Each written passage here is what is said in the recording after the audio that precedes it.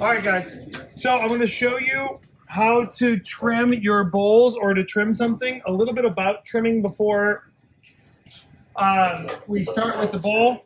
I have cut in half here a bowl that I made yesterday that's untrimmed. That's what it looks like. And then I have one that I trimmed and I cut in half. What we're doing is we're turning the bowl from this into this. You can see on the inside, when you're trimming, our goal is to get this wall an even thickness. And so where my fingers start to separate, where my fingers start to diverge, that's where I'm going to start trimming it. I would put a little mark right here where I trim it. So that mark right there tells me where it starts getting thicker. And so I would mark it on the side right there. I also need to make a mark where my foot's going to go. You'll notice on this bowl, the width of the foot determines where the foot ring is.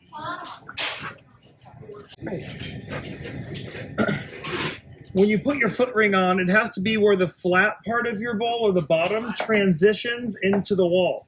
So you can see on this bowl that if I was going to trim this, this is the center, right where that transition happens, right there, I would make a mark on the bottom. You can see my fingers are across from each other. I would make a mark on the bottom, and that's where I would trim it. Okay? These are the before and the after. Now, on this bowl, I'm going to do that. So I've got this bowl here. I'm going to feel with my fingers where I start feeling them diverge. I'm going to make a little mark. That's where I'm going to really start aggressively trimming. And then on the inside, the way I do this is I put my finger on the inside and I try to imagine where my fingers are. So I'm looking at the side and I'm trying to get my fingers to line up. So I look with my head side to side. I look on the inside. I look on the outside. I try to get my fingers to line up. And that's where my foot ring is going to be, somewhere in that area. Now that I have those marks, I'm ready to center it. Centering is, again, the first part and most important part of this process. If it's not centered, you won't be able to trim it. Okay? So you get the wheel spinning at like a medium slow speed when it's not attached. If you spin it really fast, it's going to fly off the wheel. That's a bad thing, right? Okay, you can see if it flies off, it might crack your bowl a little bit, just like I did mine. Great. So it's off center, spinning a medium speed. I'm going to do what's called bump centering. It's essentially tapping it at rhythm, and I'm going to knock this into the center of the wheel.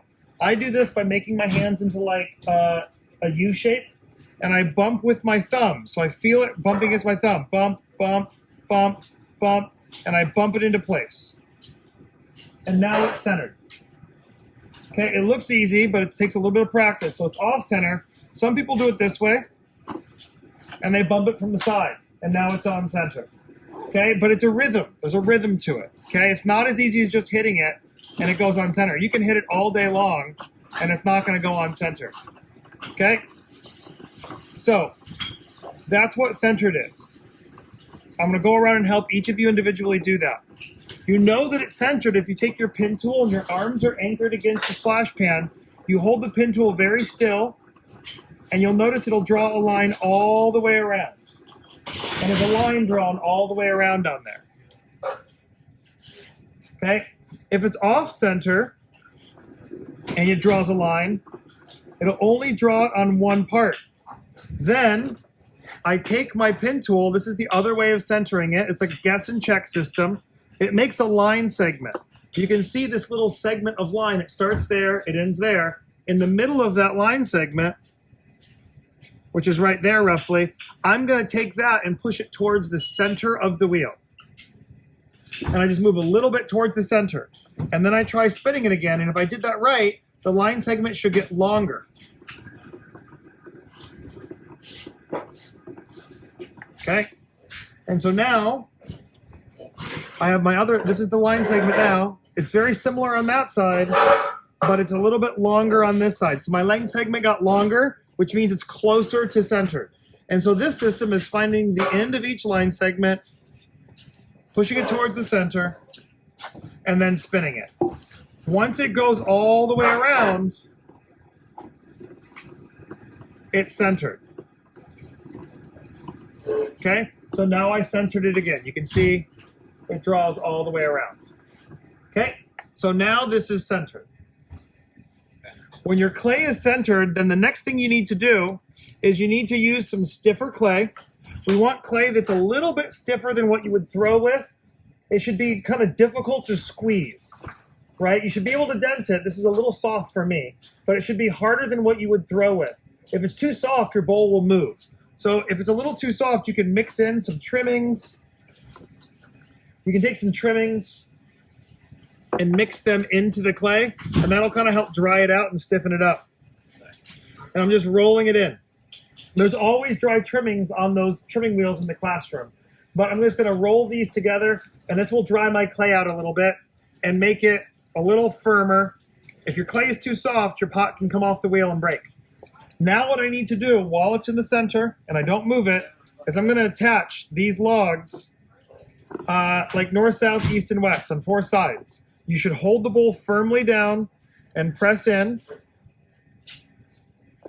so it doesn't move. We can't move it at this stage, otherwise we have to recenter it. Or you can put them on each side and push down. Push down. Don't push in. Push down to attach it. If you blend it like this, it makes it worse, not better.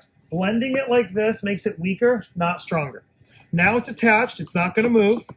I'm ready to start trimming. The first step of trimming is going to be to trim a small circle in the very center.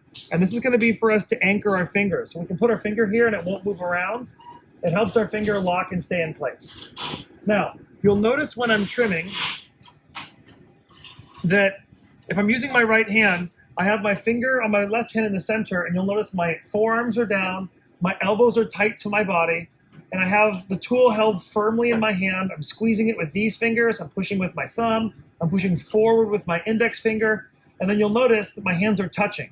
I'm like a triangle, right? I need to be really firmly in place because the clay wants you to move.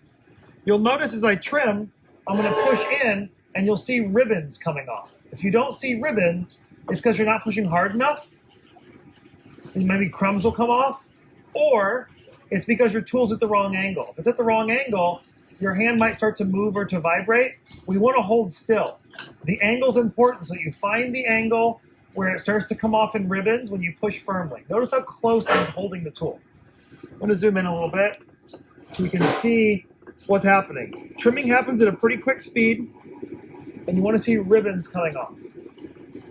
Okay, now, you notice I have those marks on the center there. I'm going to, where those marks are, I'm going to make a little ring. And that ring is telling me where the foot ring is going to be. That's where my foot ring is going to sit. Okay, everything on the outside of that I need to trim in. So I'm going to trim that in.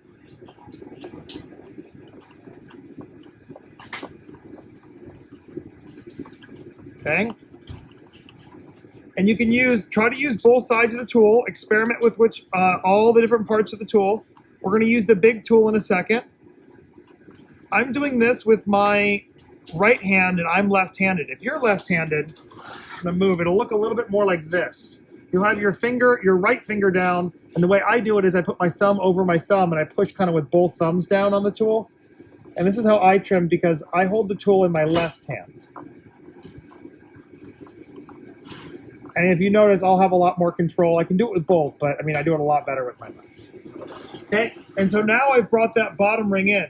Now I'm going to use the big tool, and I'm going to put my finger down here again, and I have this big tool. My hands are touching. You can see that my thumb is touching my hand. My elbows are down, and I've got my index finger and my thumb on each side of the tool. And I'm going to push in with the tool and push down and then slowly rotate to get a nice curve. I'm trying to make this bowl have a nice round curve just like it is on the inside. And you'll see again, ribbons coming off.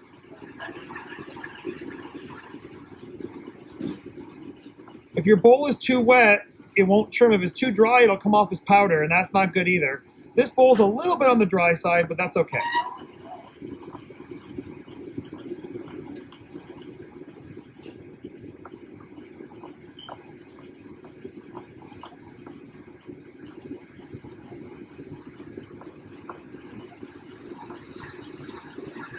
And you can see I push lighter and lighter towards this edge. Now you'll notice there's a second little line there. I'm going to bring that in as well to my foot.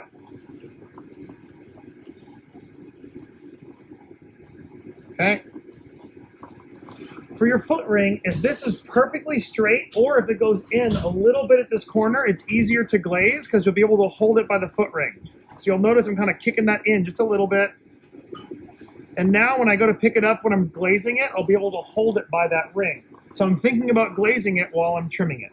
Now, the last step is to trim out this inside. Do not do this first. The first thing I'll do to trim out the inside is I'm going to drop a little line in this corner, and this corner and this corner should look like they meet. I can go as deep as this is, so I can still go a lot deeper than this. But for now, I'm there. Now I stop the wheel. I'm going to listen to the pot so I can hear it. It'll be hard to hear, but when I flick it, that sound, tick, tick, tick, tick, tick, that noise means it's really solid. As I trim it, that noise is going to change from tick, tick, tick to dung, dung, dung. It'll probably go dung, dung, dung, dung, dung, dung, dung, dung, dung, dung, dung, dung. It'll lower. Okay? And so I'm going to trim out a ring. You'll notice when I trim it, I'm going to start in that center area where I was pushing down and slowly work out in a spiral, trimming a ribbon off. So there's one round, all the way off, and then I'll stop the wheel and I'll flick it again. And it already sounds different. It was, and then it's a little bit different. And it's going to be hard for you to hear from where you are, but if you're close to it, you'll hear it. And just practice trying to listen for the sound change. It'll become more evident each time I do it. I think you're making Okay?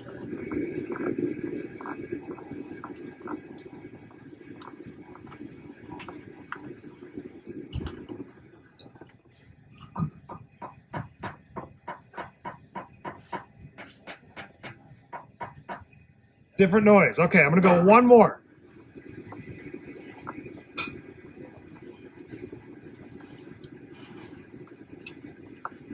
Okay. And I'm just going to clean up this inside edge a little bit. Okay. Now I've trimmed out this inside. It should look like this curve here and this line here meet.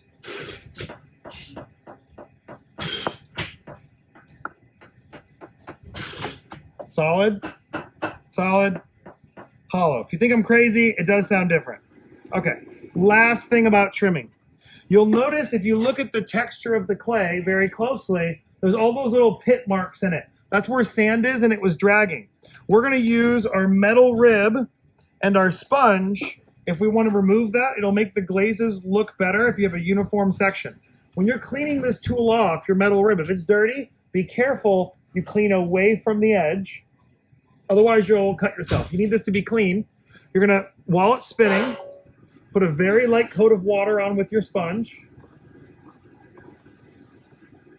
And then you're going to put the rib over that and at a very flat angle, push down. And that's gonna smear a little layer of mud into all those little holes. And that's gonna smooth it out. So I'm just gonna do this top part so you can hopefully see the difference. And you'll notice where I didn't do it down here, it looks sandy, but where I did it up here, it looks very smooth. Okay?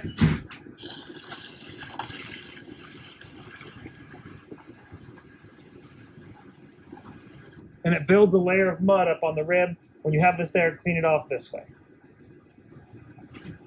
Okay? It's an acute angle. And now when you see it, you'll see it's very smooth. That smooth surface glazes lay flatter on that surface. Okay? All right. When you're done, you take off these little things. You would put your name in here, and then you'd be all done. There's your bowl. Okay? You can see now it's round on the bottom, and it's done. That's it.